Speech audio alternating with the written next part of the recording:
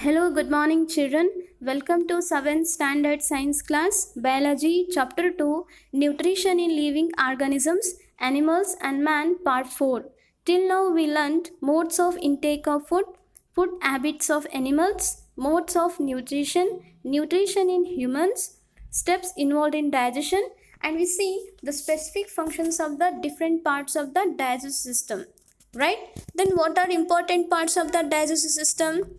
They are mouth, in mouth specially teeth and tongue, and next we have food pipe or esophagus. After food pipe, stomach. Okay, after the stomach we have two more important parts, that is small intestine and large intestine. Children, we already learnt about teeth, tongue, food pipe and stomach, right?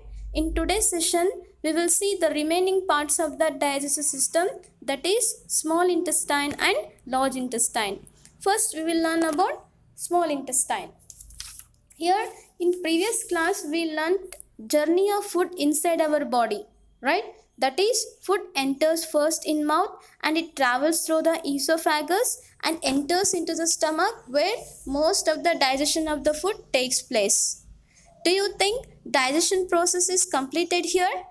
No. After partly digestion of food in stomach, it enters into the next part of the alimentary canal. Then, which is this organ? Well, it is a small intestine. Is this part really small as its name suggests? No, we should not really go by its name. That's because it's not really very small, rather it is a very long. That is, it is about 6 to 7 meter long. You just see here, it is about 6 to 7 meter long. Then why it is called small intestine? Well, that's because here the diameter of this tube is quite small. Here you see, here the diameter of the small intestine tube is quite small. Okay, only this much. So it's the diameter, not its length, that gives its name. Okay, you want to know how small intestine helps in digestion? Well, it helps in digestion by using the three types of secretions. Let us see what are three types of secretions, okay, one by one. The first type of secretion is, that is secretion from liver. Yes, here liver is the largest gland in the human. Children, note this point, it is very important for general knowledge. Which is the largest gland in our body?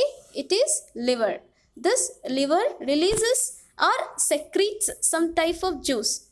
This juice helps in further digestion of food in small intestine. First, we will see where exactly it is present.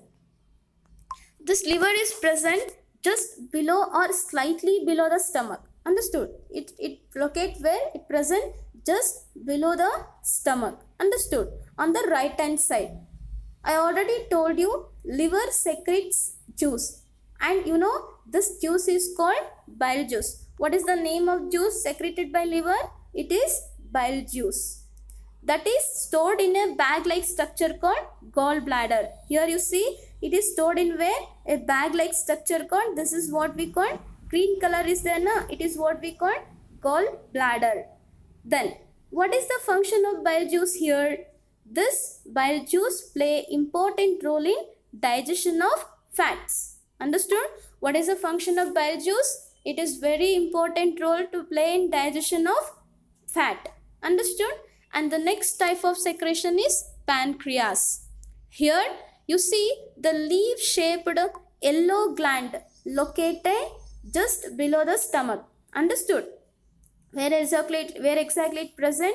It is a leaf shaped yellow gland located just below the stomach.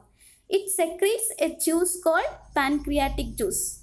What is the name of juice secreted by the pancreas? It is pancreatic juice. This pancreatic juice breaks down carbohydrates, proteins and fats into a simpler form. Understood? Then the bile juice secreted by liver helps in digestion of fat. But pancreatic juice secreted by pancreas helps in breakdown not only fat but also carbohydrates and proteins. Understood? Got it? Yes. After the pancreas, then third type of secretion, that is secretion from small intestine. Yes. You know, the inner wall of the small intestine secretes itself a juice called intestinal juice. What is that juice name? It is intestinal juice. Understood? This juice also digests carbohydrates, proteins and fats. So, small intestine uses the bile juice, pancreatic juice and intestinal juice to complete the process of digestion of food in itself. Understood how exactly the small intestine helps in digestion? Here it's going to digest the food using three types of secretions. What are they? First one is bile juice secreted by liver, and second one is pancreatic juice secreted by pancreas, and third one is intestinal juice secreted by the small intestine itself. Understood? Children, are you getting doubt here? Means what happens when carbohydrates are break down into a simpler form? What they will become after digestion? Similarly, what forms when proteins and fats are break down? Right. Well, children, I already told you carbohydrates are digested by pancreatic juice released by pancreas. Right. So after the digestion by the pancreatic juice, then what they will become? Carbohydrates are digested into a simple sugars like glucose. Now you understood from where glucose came from? Yes, here carbohydrates are digested to form a glucose. And next we will see about proteins. As I already told you, here pancreatic juice released by the pancreas and intestinal juice released by the small intestine helps in digestion of protein. So after digestion of protein, it's going to form amino acid. Understood? Proteins are broken down to form a amino acids. And next we will see fats. Here fats are digested by bile juice. Yes, the bile juice released by liver helps in the digestion of fats. After digestion of fats, it's going to form fatty acids and glycerol. Got it? Fats are broken down to form a fatty acids and glycerol. Once the digestion process completed in the small intestine, the next immediate process is absorption. That is absorption of digested food in the small intestine. Children, after digestion of food into small and soluble food molecules, these digested food molecules are absorbed in the small intestine. Means the inner wall of the small intestine absorbs the digested food. So, small intestine also play major role in the absorption of digested food, right? Yes.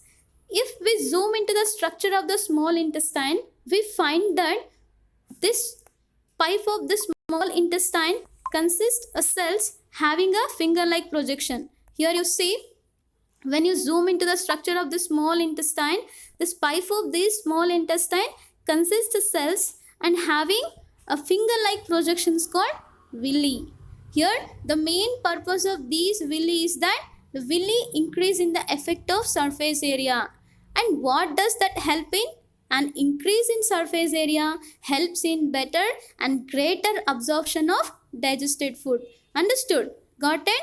The surface area increases, then there is a better and greater absorption of digested food. Who helping here? Your villi is going to help by increasing the surface area. Understood? Here you see, you can see here. See here, these are the villi. The singular form of villi is villus. Okay, these are the villi and these are the capillary network. These capillary networks are blood capillary networks are connected to the blood vessels. Next we will see that after digestion of food and after absorption of food is passed to the blood vessels. Understood? See here, after absorption of digested food, then it is passed to where? It is passed to the blood vessels. Here you see, it's passed to the blood vessels which are present in the villi. Got it? So from here it is passed to the different parts of the body. Got it? From here it is transported to all parts of the body through the blood. And this digested food used to produce energy and to build complex substances required by the body. And this whole process what we call assimilation. Got it? Let's move on to the next part of our digestive system, that is large intestine. The food we eat gets digested in our body, right? But do you think all the food we eat get digested? Not exactly. Here, some of the food not gets digested. So, the undigested and unabsorbed food enters the large intestine. Understood? Only digested food is absorbed in the small intestine, but undigested food is passed into the large intestine. Understood? Then what large intestine will do? Here, large intestine is wider and shorter than the small intestine. Here, see, it is wider, right or no? Wider than the small intestine and shorter than the small intestine. It is about 1.5 meter in length. Then what exactly large intestine will do? Here, large intestine absorbs the excess of water and some minerals from the undigested food. Understood? When undigested food enters the large intestine from the small intestine, understood? Then it's going to absorb the excess of water and some minerals present in the undigested food. Finally, the leftover waste part of the food passes to the rectum.